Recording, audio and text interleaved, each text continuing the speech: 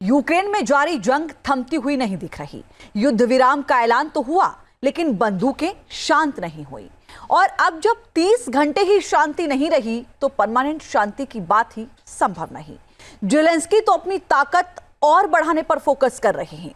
Germany से 98 billion dollar की मदद मांग रहे हैं, जिसमें 45 यूरो फाइटर जेट भी शामिल हैं। हालांकि डोनाल्ड ट्रंप अगले कुछ दिनों में युद्ध विराम होने की संभावना जता रहे हैं, लेकिन पुतिन के इरादे युद्ध विराम वाले लगते नहीं। देखिए रिपोर्ट।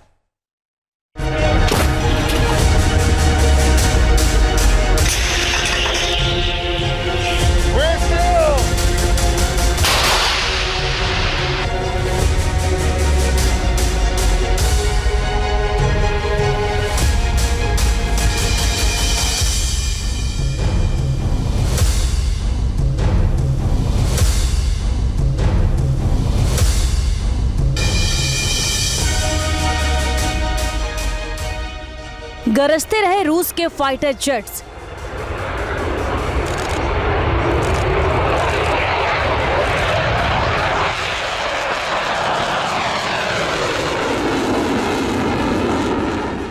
तोपें भी उगलती रही आग।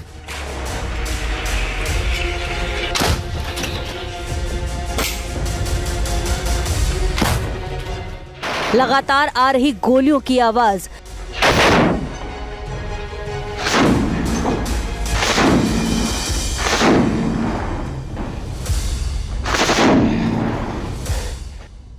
रूस और यूक्रेन के हथियार 30 घंटे भी शांत नहीं रहे। गोलियों की तड़तड़ाहट से आसमान गूंजता रहा, फाइटर जेट्स गरजते रहे। कुछ शांत रहा तो मिसाइलें, जिन्होंने यूक्रेन के किसी शहर पर कोई बड़ा हमला नहीं किया।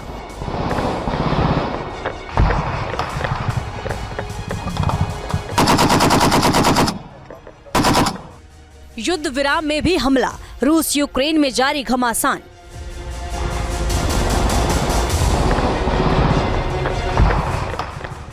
यूक्रेन की जंग भयावह हो चुकी है।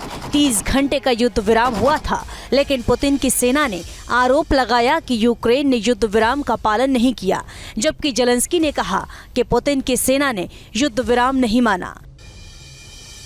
30 घंटे बीतने के बाद रूस ने पूर्वी और दक्षिणी यूक्रेन पर बड़ा हमला किया। यूक्रेन पर ड्रोन से बमबारी की गई, जिसमें 5 लोग घायल हो गए। मायकोलाइव में भी रूस की सेना ने बड़ा हवाई हमला किया।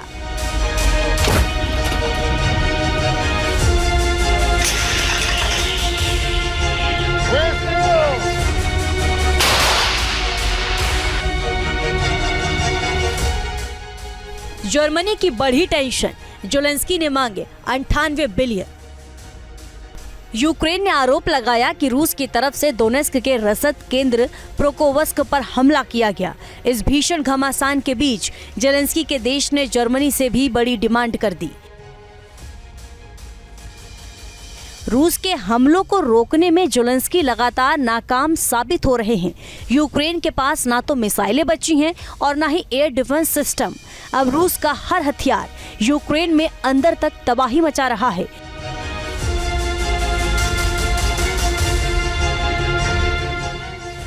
घबराए हुए जेलेंस्की ने मदद के लिए फिर नाटो देशों के सामने हाथ फैलाए हैं।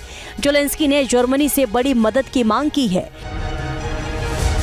जेलेंस्की चाहते हैं कि जर्मनी उन्हें 45 यूरोफाइट टाइफून फाइटर जेट्स दे। इसके साथ ही यूक्रेन ने 30 टॉर्नेडो जेट की भी मांग की है। जेलेंस्की ने जर्मनी से 25 NH-90 हेलीकॉप्टर मांगे हैं और 15 यूरोकॉप्टर टाइगर की भी डिमांड की है।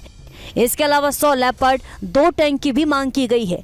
और जेलेंस्की चाहते हैं कि जर्मनी उन्हें 150 टॉरस क्रूज मिसाइल भी दे।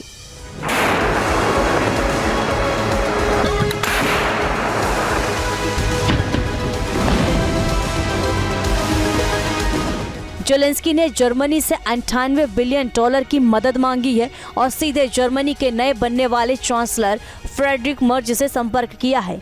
मर्ज ने 2 दिन पहले ही कहा है कि वो अपने देश की इकोनॉमी को यूरोप में सबसे मजबूत करना चाहते हैं और जर्मनी को यूरोप का भविष्य तय करने वाला देश बनाना चाहते हैं।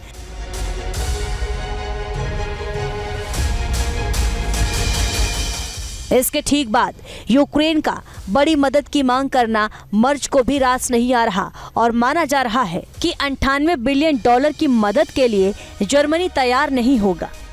पुतिन धैर्यवान है, वो न्यूक्लियर अटैक तो करेंगे नहीं, पर नुकसान हो चुका है। वो चाहते हैं कि हाँ, युद्ध उनकी शर्तों पे ख़त्म कर दिया जाए। उधर अमेरिका पहले ही कह चुका है कि क्रीमिया, जिसके ऊपर 2014 में पुतिन ने कब्जा किया था, उसकी वो मान्यता दे देगा। यानी अमेरिका इसको करना चाहता है क्योंकि उसकी डील अब यूक्रेन में भी करीब करीब फाइनल हो चुकी है खनिज पदार्थों के बारे में। और यूक्रेन के अब बस की कुछ राह नहीं है, वो तो आईसीयू में है। जब कोई आके हवा भरता है तो वो उठ के खड़ा हो जाता है। यानी चांसेस हैं कि सीज फायर हो जाए।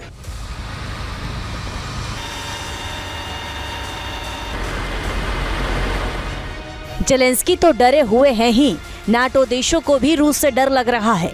पोलैंड पर खतरा मंडरा रहा है और अब ब्रिटेन ने अपने 6 फाइटर जेट्स पोलैंड के सिक्योरिटी के लिए भेज दिए हैं। बीते दिनों बाल्टिक में रूस की वॉर एक्सरसाइज के बाद हालात तनावपूर्ण हैं और नाटो अपने एयर स्पेस की सुरक्षा करना चाहता है। क्या रुकने वाला है महायुद्ध? डोनाल्ड ट्रंप ने क्या कह दिया?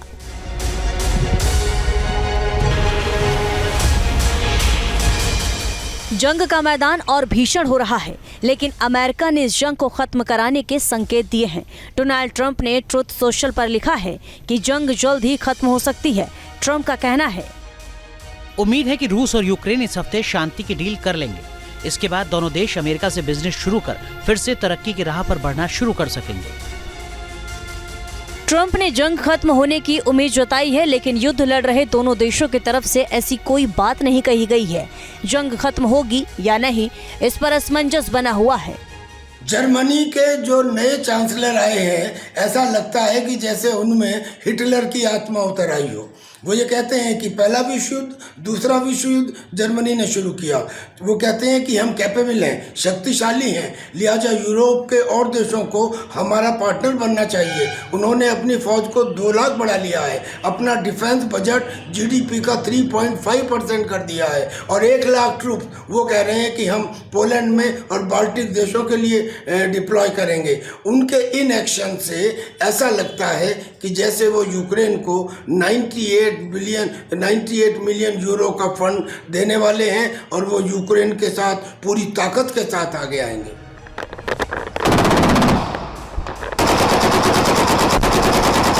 एक तरफ जंग खत्म होने की बात हो रही है तो दूसरी तरफ यूक्रेन को बड़ी मदद भी मिल रही है। इटली भी यूक्रेन को मदद दे रहा है और इटली ने यूक्रेन को स्टॉर्म शैडो मिसाइल दी है। इटली ने इस साल $1.5 बिलियन की मदद देने का ऐलान किया है। सवाल ये है कि जब अमेरिका जंग नहीं चाहता तो नाटो के बाकी देश इस जंग को क्यों बढ़ा रहे हैं?